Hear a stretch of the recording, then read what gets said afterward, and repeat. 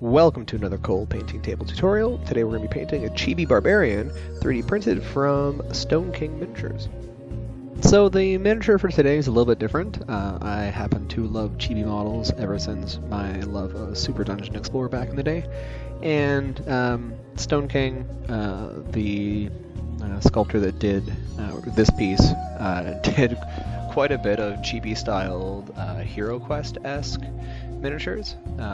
As in like replacements for the classic miniatures. So I wanted to paint one of these suckers up. So we're starting off with a Barbarian, but as Lady, we're starting off with a Black Prime, no Zenithal, and getting all the skin base coated with Mahogany Brown.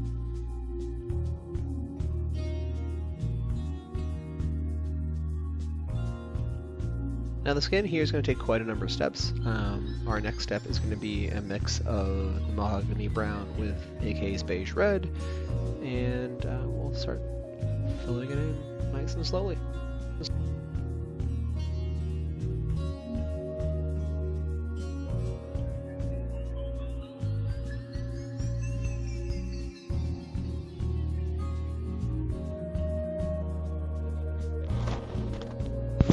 So we're going to start getting some highlights put into here, adding in Sunny Skin Tone into the Beige Red to start directing where the light source is going to be. Notice that we're going over top of her left eye, going on a diagonal fashion. Going to try to get shadows happening on the lower right side of her face, and the highlights on the upper left side of her face.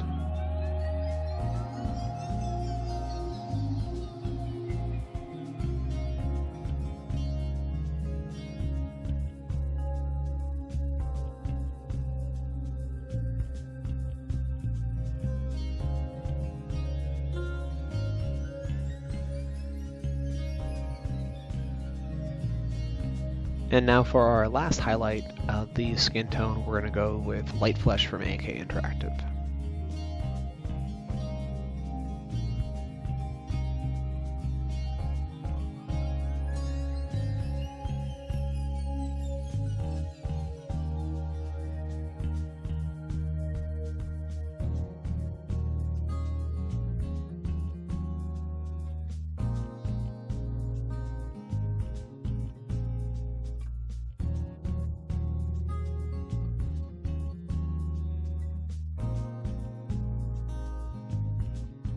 Now I want to get some life into her skin tone, and a lot of us just have blood under our skin, so we're going to go in with some red tones.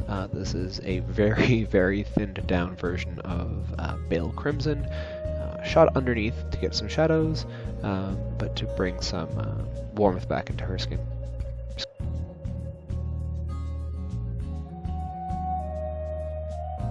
For our last step of shadows, we're going to go in with Blood Feast Crimson, even more underneath, just looking at the darkest points where I want her skin tone to be. We're going to go back in and bring it all together in the next step.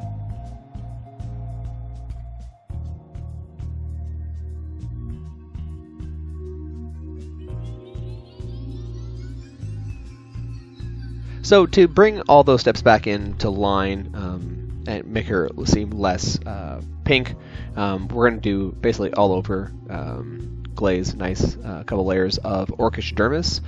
It's a really pinky color, but it'll let the tones from underneath of all of our highlights that are shades still show through. It's a really translucent color. Once it dries, it's not super, super overpowering.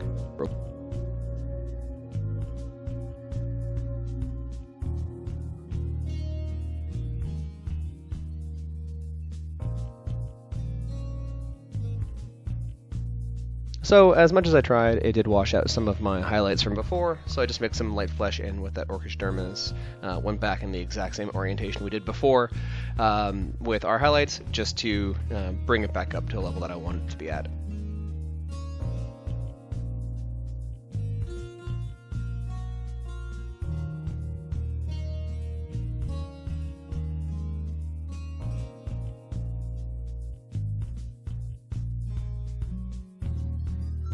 Alright, so with the skin done, we're going to go into the second big focal point of the miniature, and that's going to be the hair.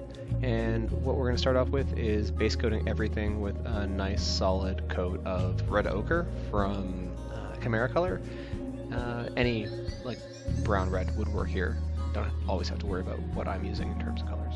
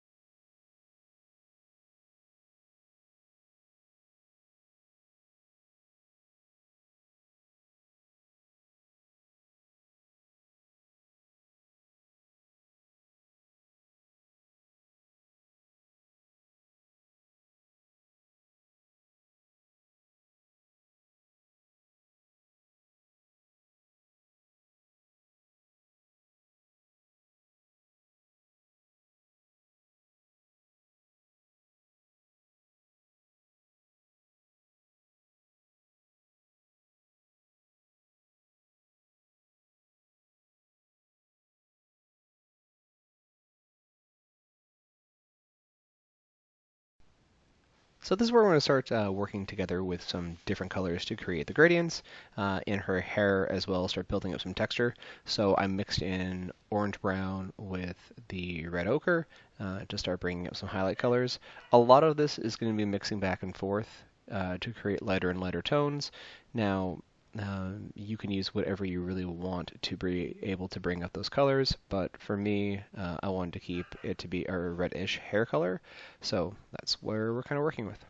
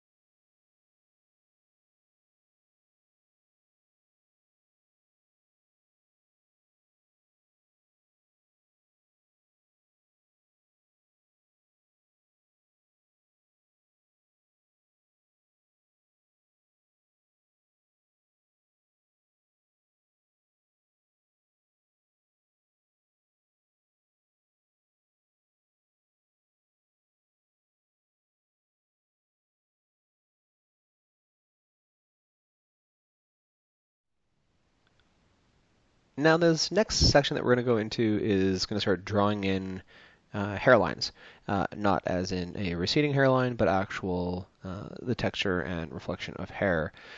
Short, small strokes, in the direction that you'd want the hair to be growing. You can follow the way that it's moving along on her head. This was a jump right to yellow ochre, or any kind of ochre color, if I remember correctly. This was a little bit of found footage. I forgot that I even had this recorded, and I felt like I wanted to get it out. So yeah, we're just drawing in shapes. And the interesting thing is here, when we're painting on all of these highlights and this texture, we're going to choose the points that the hair would be reflecting light along the side of her head. So it is kind of interesting to say, like, you're going to paint a halo around their heads. A good example of this would be taking a look at any kind of comic book. Anime would work out as well, and you can kind of see where the light reflection is put in by the colorists and the inkers for the shadows, and we can really apply that to a 3D miniature.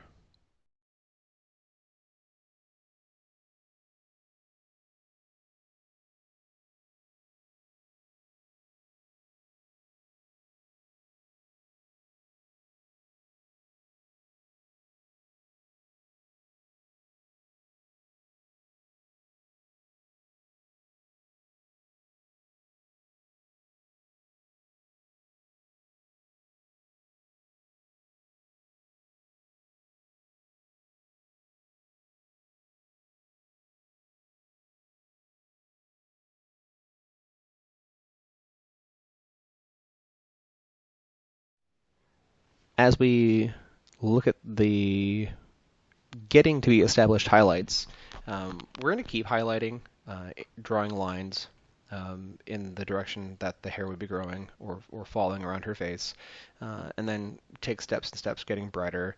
You can add white into your base colors. You could add in something like ice yellow or glacier blue if you're looking for cold highlights. You could add in something like ivory or pale sand, or even light flesh if you're looking for warm highlights. In this case, we're in that yellow ochre and white step.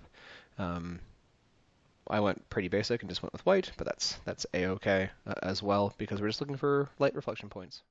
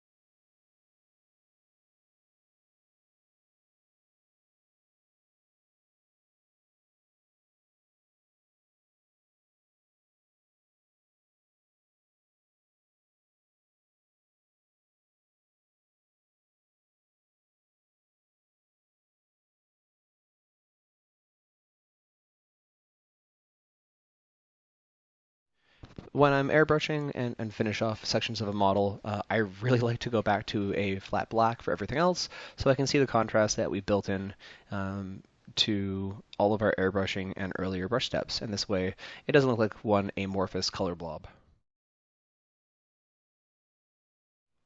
Putting in the black everywhere else also gives us occlusion shadows, so nice solid separations between things that should have a separation. Given that this is Chibi, and I am generally a fan of black lining to begin with, I like to have black lines separate everything. Um, we are going to base the gloves here and the leather bracers in Pro Acryls Mahogany. Um, it's simply the color that I had, and I wanted to keep everything kind of in a red tone, keeping it nice and warm across this model, as you can tell.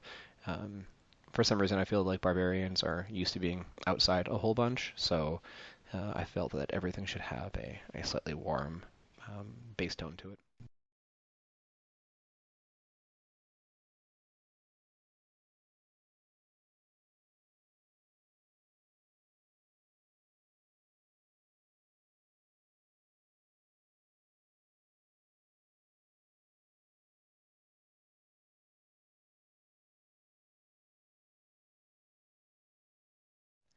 This next step is going to finish off the gloves and the boots and everything that we base coated with mahogany previously.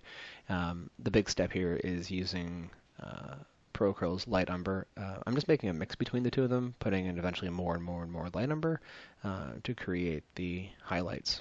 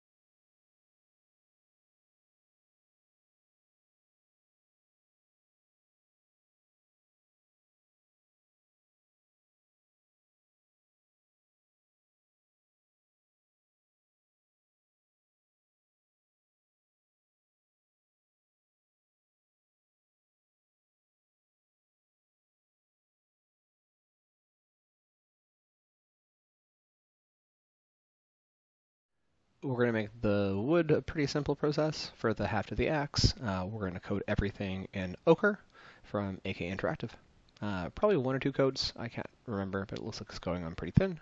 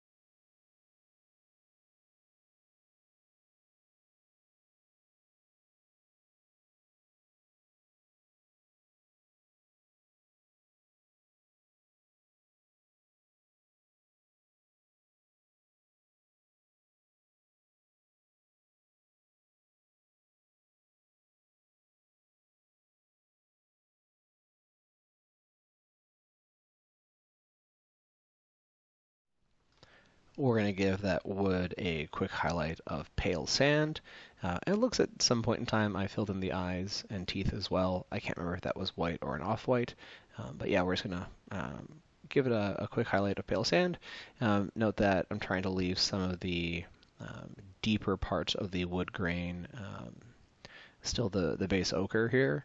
I think I might, yeah, I definitely just made a mix between the pale sand and the ochre as a highlight, and then might do an extra one on top of that.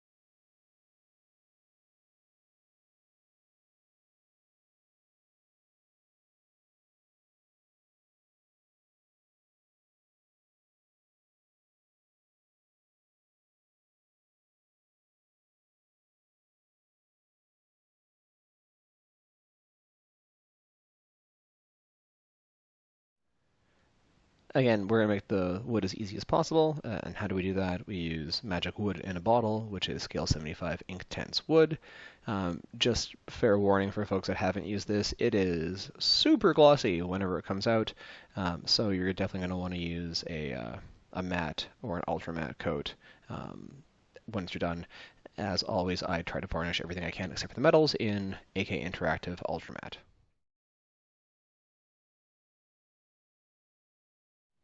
With the axe's wood all done, we're going to start using some of AK Interactive's reddish gray, filling in the rest of our colors, primarily her shirt here. Not the collar of her shirt.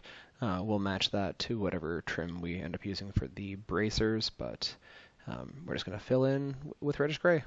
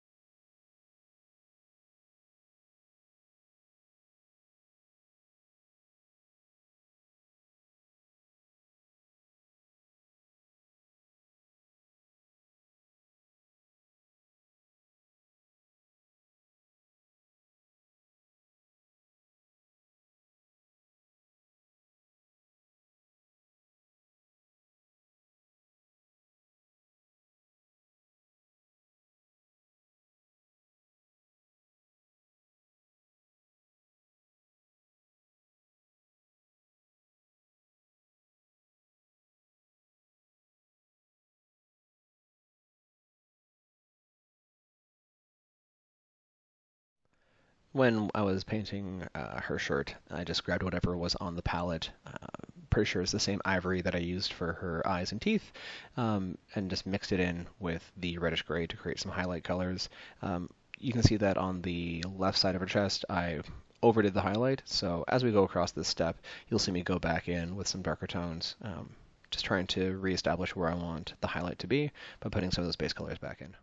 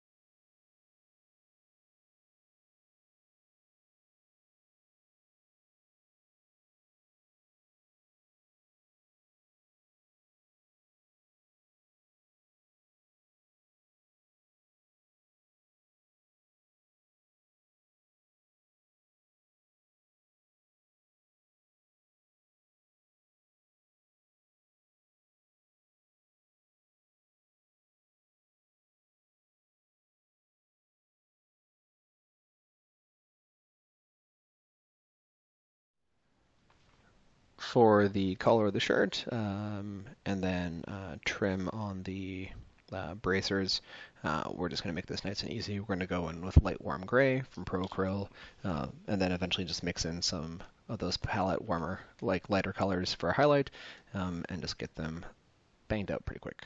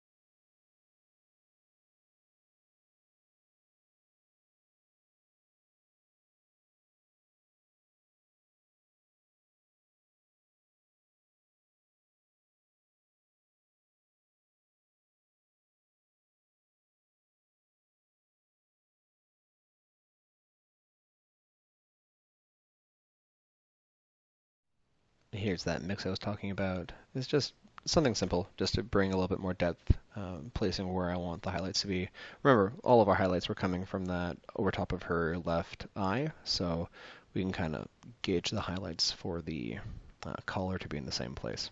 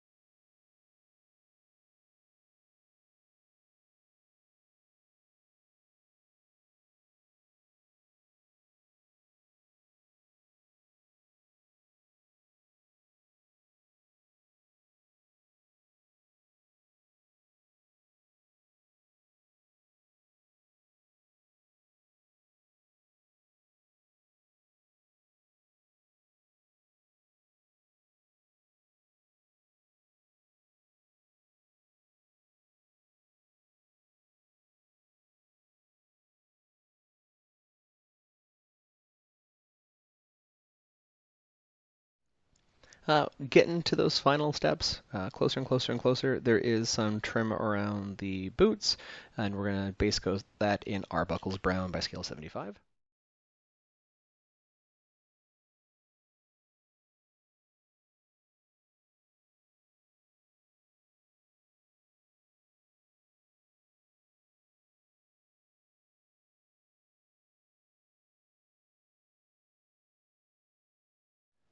And then we're going to highlight it with whatever lighter tones we had on the palette, probably a pale sand or an ivory mixed in.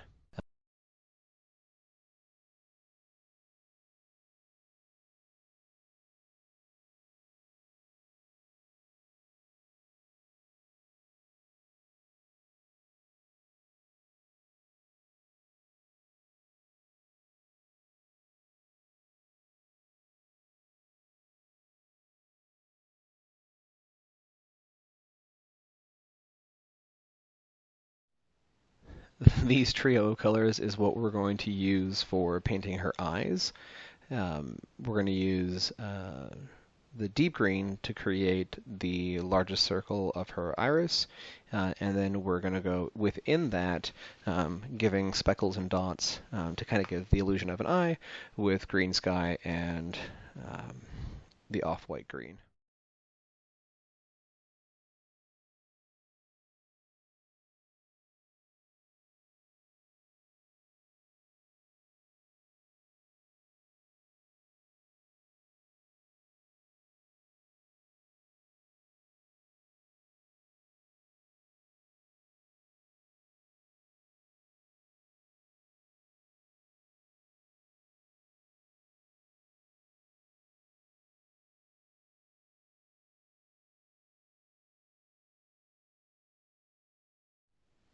Now, if you think painting pupils normally is a challenge, try doing it on screen without getting your head in the shot. So again, because we're looking at a chibi model, we know that the eyes are going to be a fair bit exaggerated, but we don't just want to splodge on a little dot in between the green that we did. So I'm trying to create um, bigger pupils that we can create a reflection point in once it's all dry. So working within the green definitely made the green large, but then we knew that it was going to fill in with the pupils afterwards.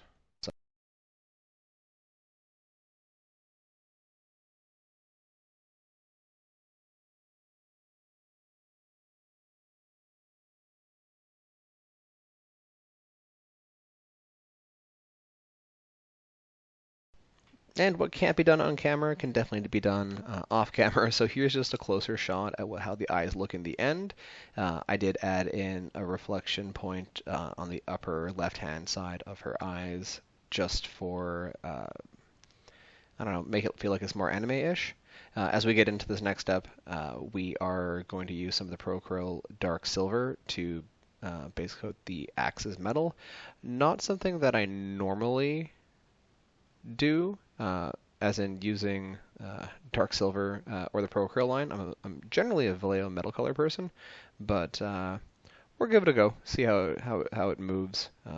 See how reflective it goes as a base color.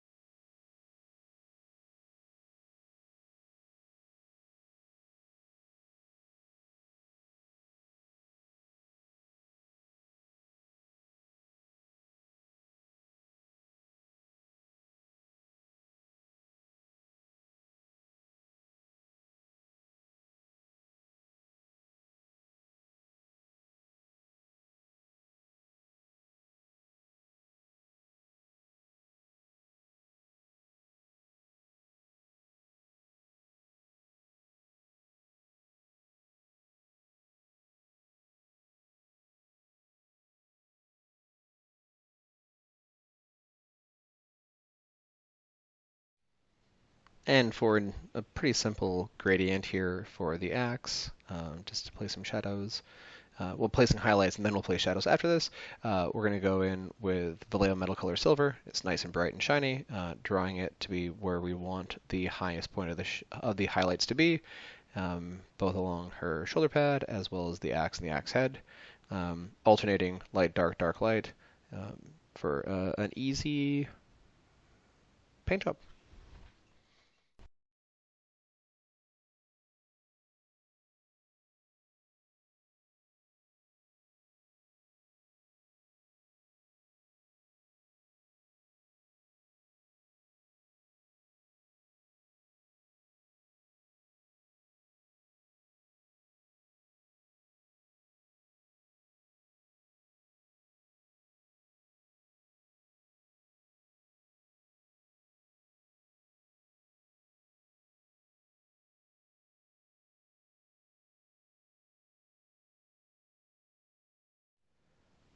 We're going to paint in the shadows here with Payne's Gray ink by Daleroni.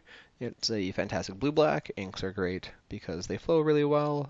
You can make them as translucent as possible. So basically, right next to wherever we put the highlight on the flat part. Along the edge is going to be the shadow point, and then vice versa for both heads of the axe. And I got kind of lazy and just kind of slapped it all over the bottom of the axe blades because, well, they would all be in shadow, and it's just a gaming piece that I'm not going to see the bottom of too often anyways.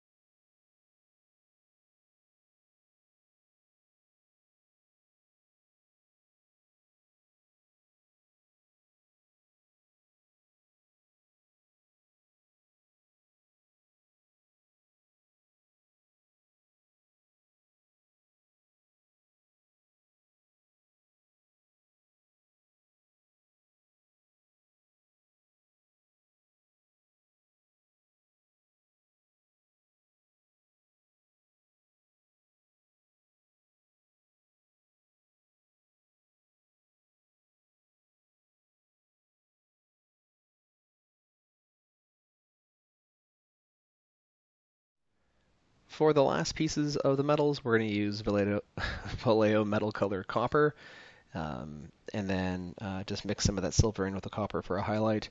This is really just going to be the center part of the axe. Looking back at the miniature, her belt will be it as well.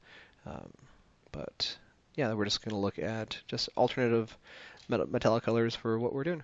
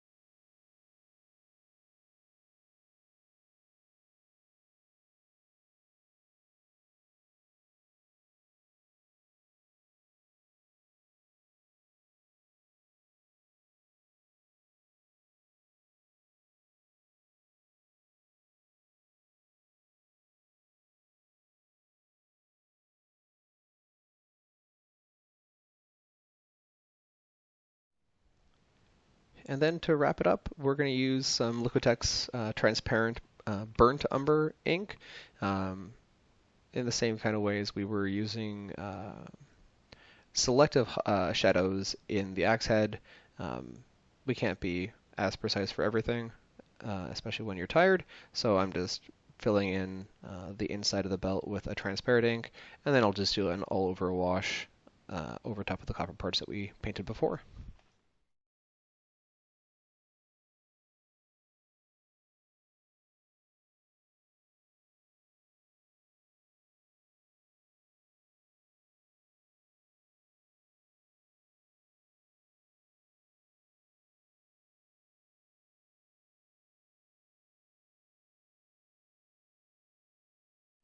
Now, as this was kind of a found footage sort of deal, I forgot to, or I didn't have any final footage for this one beyond this point. The base can be whatever you want, but as far as the Chibi model goes, I think she turned out pretty stellar.